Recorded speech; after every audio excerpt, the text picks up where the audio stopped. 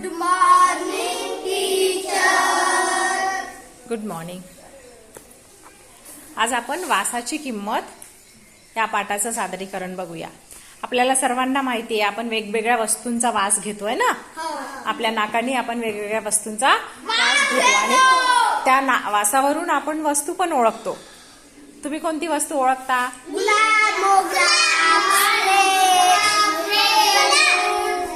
आवडतो वास गुलाबजामुनचा वास. आई आपल्या घरात काहीतरी बनवत आहे हे कशावरून कळतं?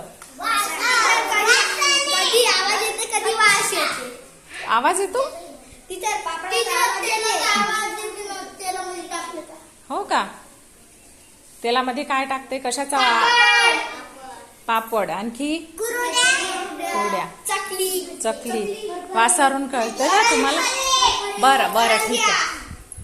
आता खायला जाऊ नका कोणीच लगेच. हा, खाण्याचे पदार्थ आपल्याला लवकरच कळतात, पटकन कळतात ना. आणि त्याचा वास पण. मग अशीच शिवानी असते तुमच्यासारखी 8-9 वर्षाची आणि ती काय करते? बाजारात जाते. बाजारात गेल्यानंतर काय होतं ती काय करते ते बघूया. शिवानी आपली बनलेली आहे कृष्णाई आणि तिच्या आईबाबांचा रोल परिधी आणि मुकुंदा करत आहे.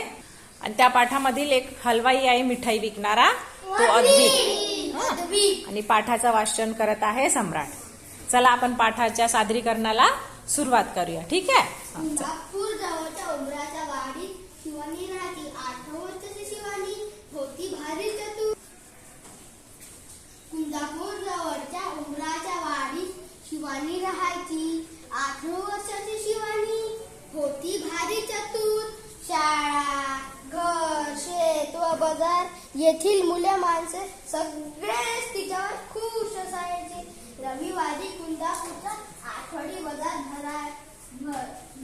भरायचा. शेतातील भाजी विकायला शिवानीचे आई बाबा जायचे.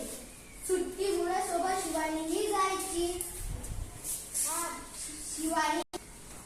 शिवानी आई बाबांना हिशोबात मदत करायची. मधून बाजारात चक्कर मारायची. भजी किंवा भेळ खाणे हा तिचा आवडता उद्योग. एका रविवारी अशीच फिरत शिवानी बाजारातल्या मिठाईच्या दुकानापाशी आली. मिठाई पाहती सहज उभी होती. हलवाई तिच्याकडे पाहत होता. तो गल्ल्यावरून उठून शिवानीकडे आला. ए मुली, चल पैसे काढ. कसले पैसे? मगापासून माझ्या मिठाईचा वास घेते त्याचे पैसे. अहो पण मिठाईचा वास तर येणारच ना, म्हणून काय पैसे द्यायचे? पैसे दिलेच पाहिजे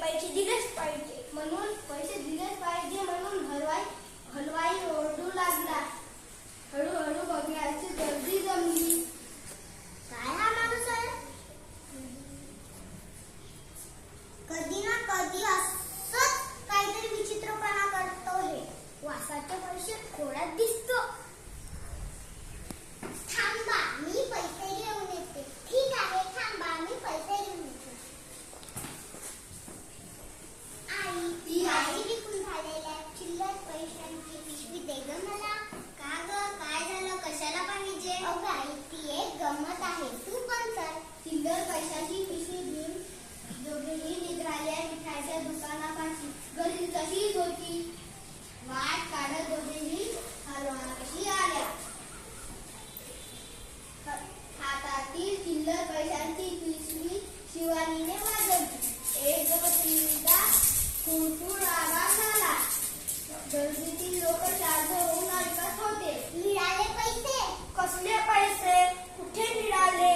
अहो, मी तुमच्या दुकानातून काय घेतलं? मिठाईचा वास, मग त्याची किंमत काय? पैशांचा आवाज